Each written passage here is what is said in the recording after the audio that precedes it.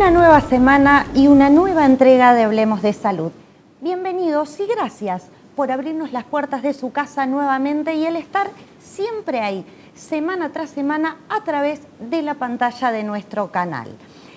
En el día de hoy tendremos un programa dedicado a las enfermedades raras, pero antes quiero recordarles que pueden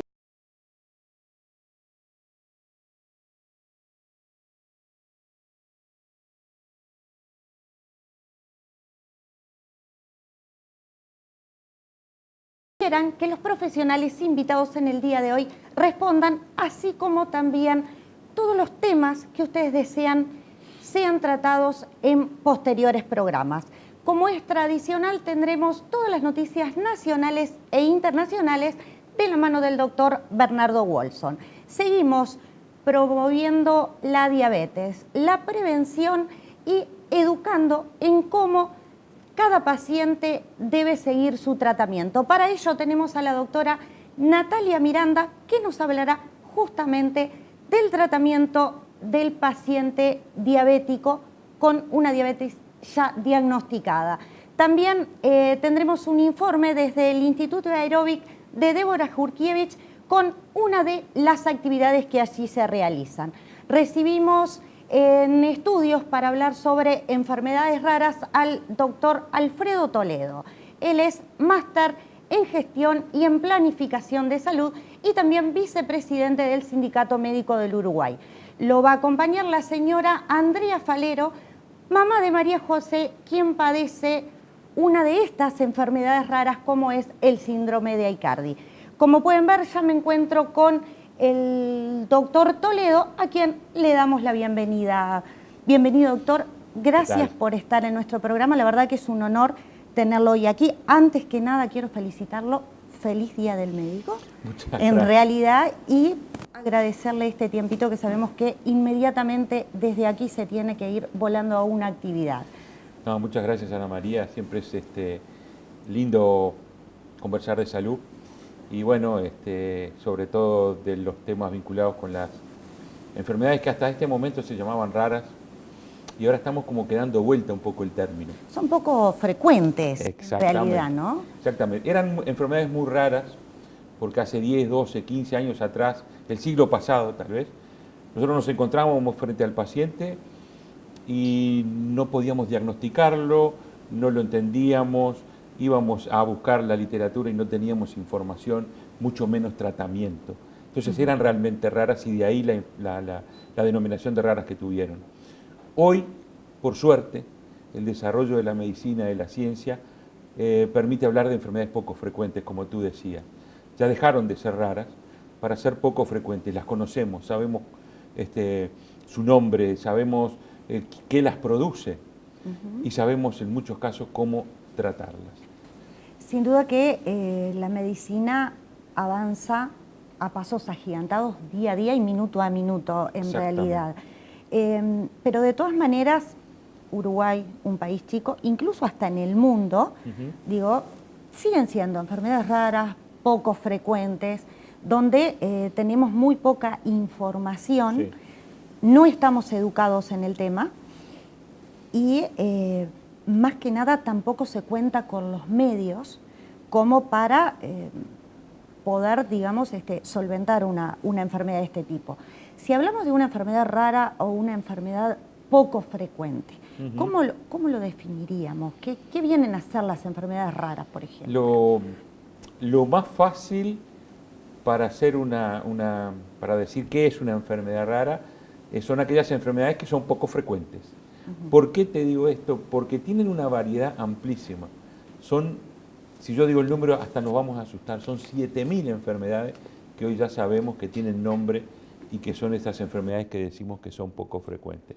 Entonces, lo mejor cuando hablamos de este tipo de enfermedades son aquellas que tienen una muy baja prevalencia, que son en números absolutos muy poquitos los pacientes que tenemos. Te doy un ejemplo para entenderlo. La hemofilia es una enfermedad muy poco frecuente. Tal vez en Uruguay hemofílicos haya 200, 250. Esa es una enfermedad muy poco frecuente, una enfermedad de la cual casi todos hemos sentido hablar, y bueno, eso es la mejor definición que nosotros podemos dar para enfermedad rara, porque después tenés genéticas, neurodegenerativas, A ¿viste? eso iba. ¿Cómo? Entonces, es tan grande y tan amplia la gama que se hace complicado. Lo más importante es lo que tú decías, pero con un matiz, se conocen poco.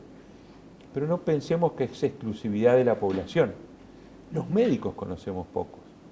Los médicos, probablemente nosotros cuando salimos de la facultad, no teníamos el conocimiento de que había 7.000 enfermedades más. Y todos los días van apareciendo nuevas, y todos los días van apareciendo tratamientos nuevos. Entonces ahí es donde se da esa conjunción tan linda que es entre aquel que tiene la enfermedad, entre la familia de quien tiene la enfermedad y el equipo de salud y los médicos. ¿Y cómo llega un médico a diagnosticar una de estas enfermedades con tan poco conocimiento? Y bueno, hoy tenemos algunas posibilidades electrónicas que nos ayudan muchísimo, ¿no? Primero porque hay quienes se han ido lentamente especializando, no en la totalidad de las enfermedades raras, pero sí hay médicos que, por ejemplo, en la parte de pediatría, en ginecología, en hematología, han hecho una especialidad y tienen más conocimiento. Pero también tenemos, lo que yo te decía, las posibilidades electrónicas que hoy tenemos de comunicarnos con el mundo, y que cuando tenemos frente a nosotros un paciente con estas características que son difíciles de interpretar, y es natural que así lo sea, bueno, hay centros de referencia, hay lugares en el mundo donde nos pueden ayudar a hacer el diagnóstico lo antes posible, que no es un tema menor, el poderlas diagnosticar, el saber qué es lo que tiene esta persona, este niño, lo antes posible, es fundamental. Cambia radicalmente el futuro, el después. Doctor, ¿cuáles son las enfermedades raras más frecuentes, por así decirlo, aquí en Uruguay? ¿De qué tipo de...? Usted nombraba una recién, Sí. Que es la que hemos oído nombrar, pero ¿qué otras enfermedades hay acá que nos puedan llamar la atención a todos y poner un síntoma alertador? Porque, digo, nadie está libre y no sabemos, de repente un hijo, un familiar, digo, tiene determinados síntomas y quizás pueda hacer eso. Hay muchas enfermedades neurológicas.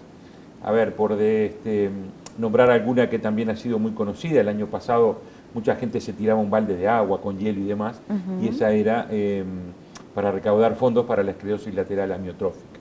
La esclerosis lateral amiotrófica es una enfermedad también poco frecuente, poco conocida del sistema nervioso central. Hay también enfermedades neurológicas que afectan la ataxia, que es una enfermedad que también se conoce.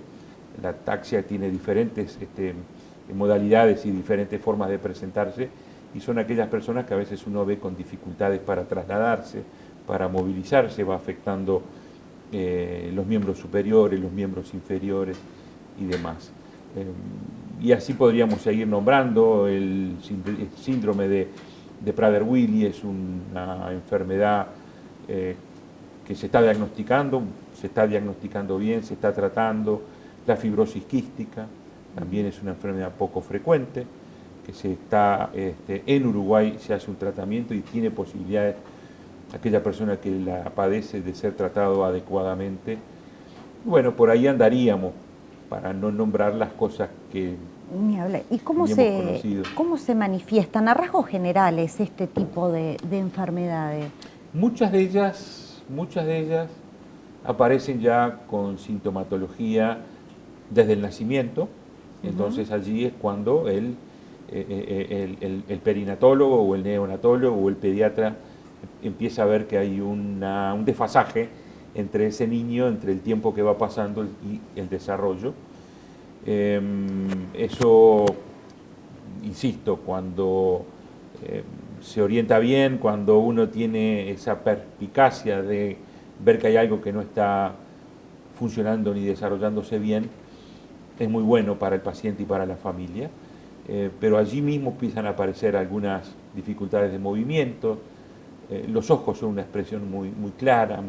a veces hay movimientos oculares, y insisto, de repente las etapas que va cumpliendo un niño recién nacido, que uno lo toma de las manos y responde de repente cuando tiene 3 meses y eso no lo logra hacer, cuando comienzan a caminar y no lo pueden hacer. Hay otras que tienen una expresión que es más tardía y allí es más, también suele ser muy difícil, ¿no?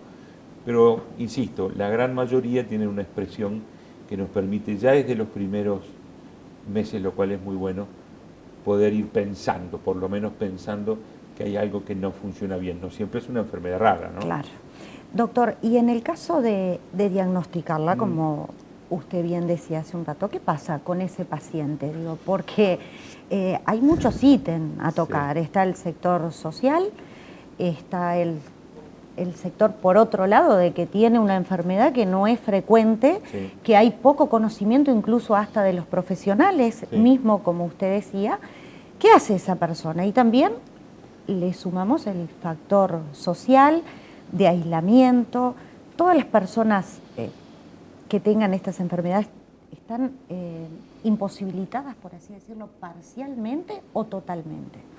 No, es lindísimo el tema que tú tocas, Ana María, y es un gran capítulo.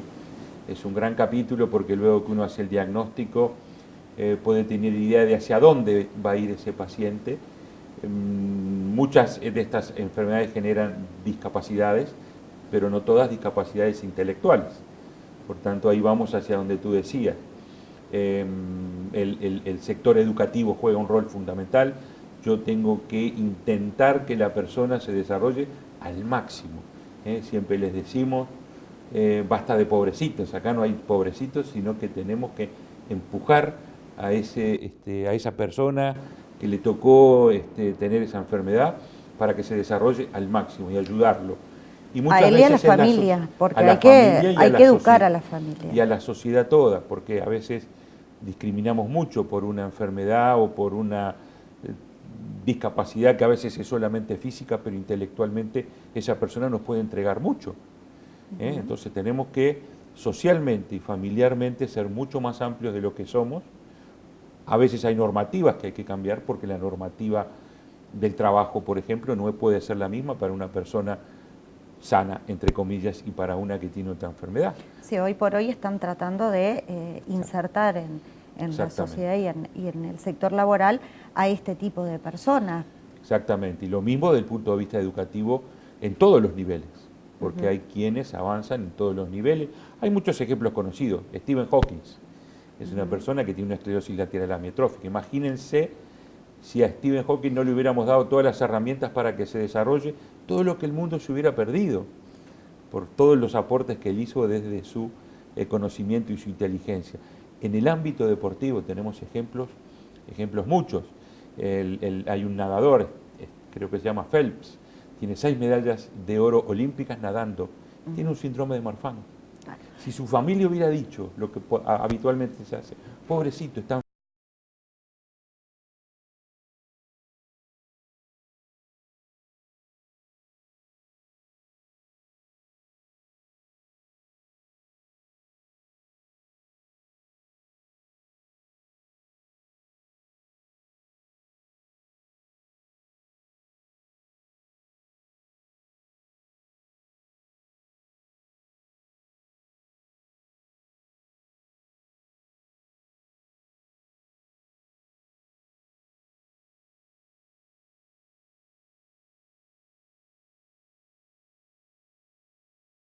en estas enfermedades poco frecuentes hay que romper algunas lógicas. La lógica institucional, por ejemplo. Nosotros tenemos que atenderlo donde estén las personas más capacitadas. De repente en esta institución hay una persona que tiene una enfermedad así, pero los que más saben están en esta. Entonces hay que romper esa lógica. La lógica de las fronteras, hay que romperla también, porque eso tenemos que lograr ese intercambio que se hace a través por suerte, hoy tenemos múltiples posibilidades de redes, una en la cual estamos muy involucrados es la Alianza Iberoamericana de Enfermedades Raras, una alianza que une a todos los países latinoamericanos, más España y Portugal, en lo que hace a asociaciones de pacientes, federaciones de pacientes, centros tecnológicos, y ahí es donde vamos logrando esa red. Lo que yo no sé acá lo puedo encontrar allá. Y ahí es donde vamos creciendo todos juntos. Es cierto lo que tú decís, nuestro país es un país chiquito, pero que son las desventajas o las ventajas también de ser un país chiquito donde nosotros podríamos ir lentamente concentrando el conocimiento, concentrando a aquellos que saben más y detectando rápidamente dónde están nuestros pacientes, nuestros enfermos, y poderles dar una atención de más calidad. No digo solo médica, por eso es lindo este tema, porque abarca la salud, la educación, el trabajo, la familia, la sociedad. Nos empieza a obligar a ver esto que decimos tantas veces y no sabemos qué es una sociedad inclusiva. Es esto lo que tenemos que pelear, una sociedad que incluya, que nos acepte como somos y que nos ayude a formar parte de la misma. Doctor, muy interesante lo que dice. Nos vamos a una breve pausa y seguimos con el tema, ¿le parece?